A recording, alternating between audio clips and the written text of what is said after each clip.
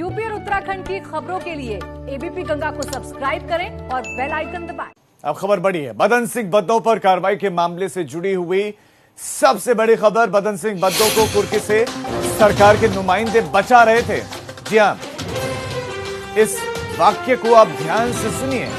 बदन सिंह बद्दो की कुर्की से कुछ सरकारी नुमाइंदे ऐसे थे जो उसको बचा रहे थे।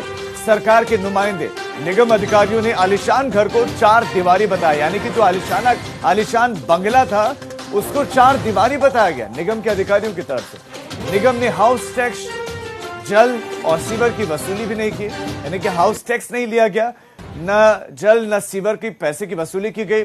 आलीशान कोठी को निगम के द्वारा बद्दो के भाई का बताया गया। सवाल एबीपी गंगा के, बद्दो को निगम मेयर ने बचाया या फिर कमिश्नर ने? किसने बचाया?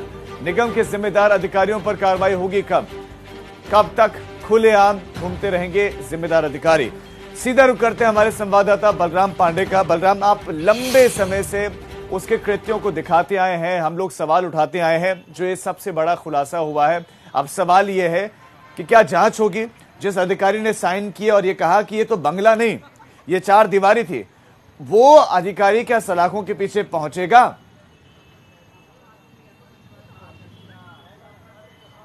बिल्कुल राजीव, देखिए, उत्तर प्रदेश में जो भी माफिया राज है उसको खत्म करने के लिए और उसके ताबूत में कील ठोकने के लिए योगी सरकार लगातार तत्पर है। आप देखिए, पूर्वांचल से लेकर पश्चिमांचल तक जो भी माफिया हैं उन पर कार्रवाई हो रही है, लेकिन कहीं ना कहीं यह भी देखने को मिल रहा है कि जो अधिकारी हैं, जो सफेद पोश लोग हैं, वो कहीं ना कहीं इन माफियाओं को संरक्षण दे रहे थे। जैसे आप देखिए, विजय मिश्रा का मामला ले लीजिए, उनको भी एक अधिकारी संरक्षण दे रहा था। अब अगर हम पश्चिम की बात करें तो यहां पर बदन सिंह बद्दो की जो प्रॉपर्टी थी उसे कुर्क करने के लिए जब अधिकारियों ने नगर निगम और एमडीए के पास लेटर लिख करके जानकारी मांगी तो उस आलीशान कोठी को 4 दीवारी में तब्दील किया गया और बताया गया कि यहां 4 दीवारी है।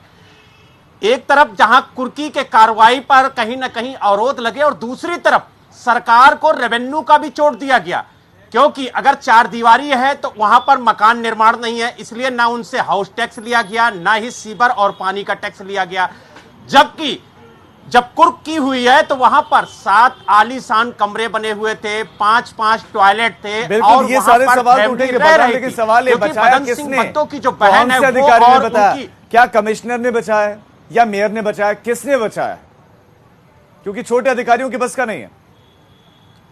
देखिए राजीव, बिल्कुल राजीव, कहीं ना कहीं इसमें बड़े अधिकारियों का संरक्षण प्राप्त है, क्योंकि नगर निगम के जो कर्मचारी वहां पर गए थे, जिन्होंने निरीक्षण किया, उन्होंने अपनी रिपोर्ट क्या दी, उसके बाद जिन अधिकारियों के पास वो रिपोर्ट गई है उन्होंने क्या रिपोर्ट तैयार की, लेकिन जो पुलिस के पास रिपोर्ट पहुंची है उसमें सिर्फ और सिर्फ यही दिखाया गया है कि बदन सिंह बद्दो का जो मकान है वहां पर मकान नहीं बल्कि 4 दीवारी है, और जिस मकान की पुलिस ने कुर्की की है वो मकान बताया गया कि वो सुखवंत सिंह का है, सन ऑफ चरण सिंह, जो बदन सिंह बद्दो का भाई है। तो कहीं ना कहीं अब सवाल तो खड़े होते हैं कि आखिरकार ये पूरी जो साठगांठ हुई है वो किसके इशारे पर हुई है, और आखिरकार किन किन अधिकारियों का, किन किन सफेद पोशों का बदन सिंह बद्दो को संरक्षण प्राप्त था। और यही वजह है कि 28 मार्च 2019 से आज तक बदन सिंह बद्दो की गिरफ्तारी तो दूर की बात है, उसका सुराग तक नहीं लग पाया कि आखिरकार वो देश में है